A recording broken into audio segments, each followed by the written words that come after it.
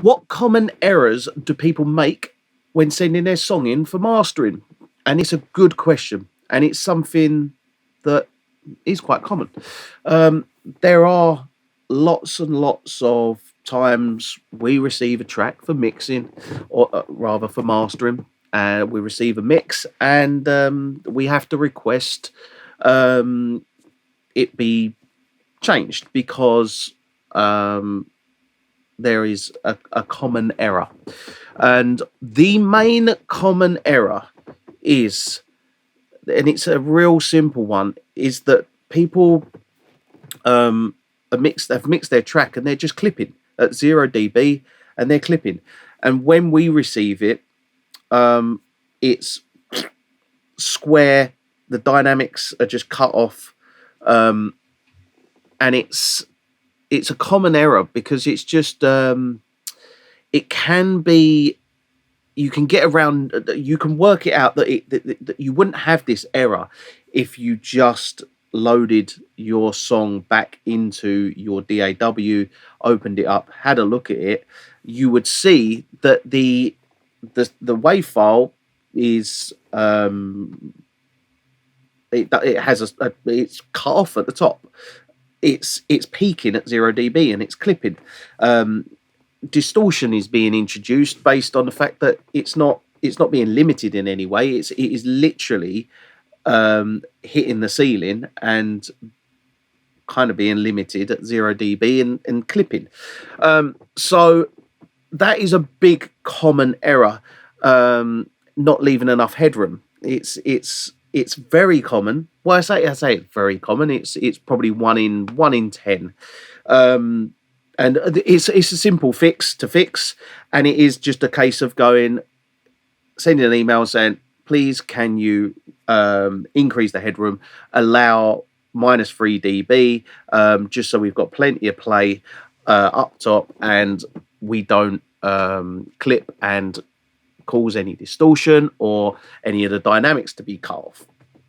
And generally speaking, 9 times out of 10, the person will go, sorry, my bad, and then resend it, full dynamic range, mix is perfect to be mastered. On the odd occasion, what you will get is the person will get the master fader and just turn it down. And then you're still clipping, you're just not clipping at you're at -3 dB, but you're still clipping. And it's just that the print is now at -3, but it's still cut off. And that's another common. It's not as common because it usually gets corrected.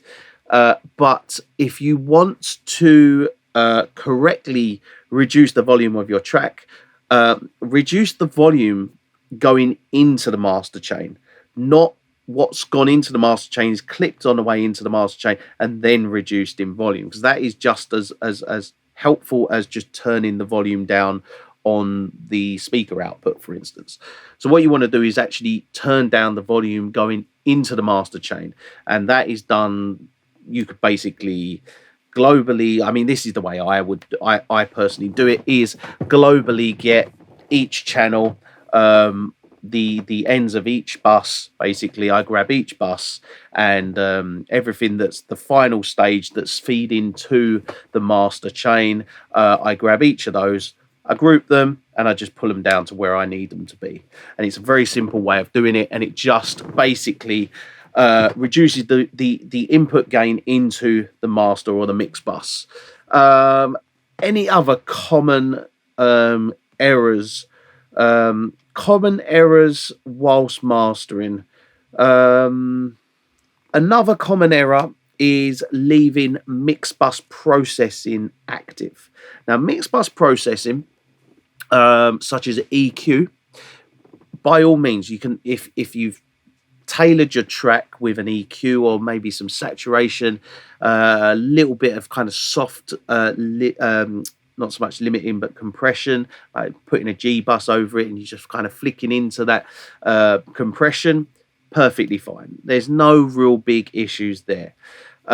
Ideally, we would always ask, remove everything, because generally speaking, everything on the mix bus is for mastering process purposes, and you don't necessarily need to add it on your end. Anything that you do on your end, if it's not creative and it's not a creative kind of thing that's very particular to you, you're better off taking it off and letting us do what we need to do on the mastering end in the correct stages that we need the processing to be, rather than, let's say, having a mix that's overly bright because an EQ's been put on your end, and then we've got to now on our end turn it down a bit, which is fine and does happen, but obviously it's better just to leave us to give us a nice mix, full dynamic range, and let us kind of go to work on that using like the world's best analog gear.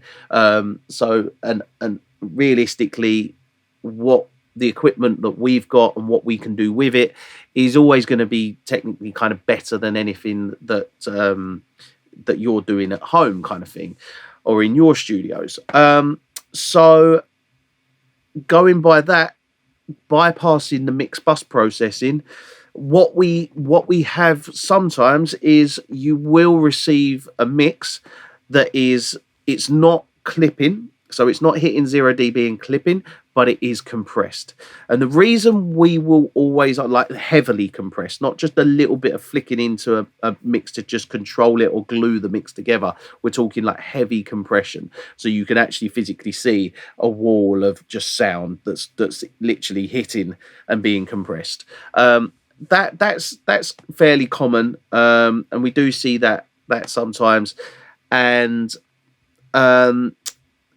basically the reason behind not having the compressor limiting the dynamics too much, or just generally compressing the mix too much, is because we need to stage it correctly. So if you've compressed a mix here at the start of a chain, now we've got a compressed mix.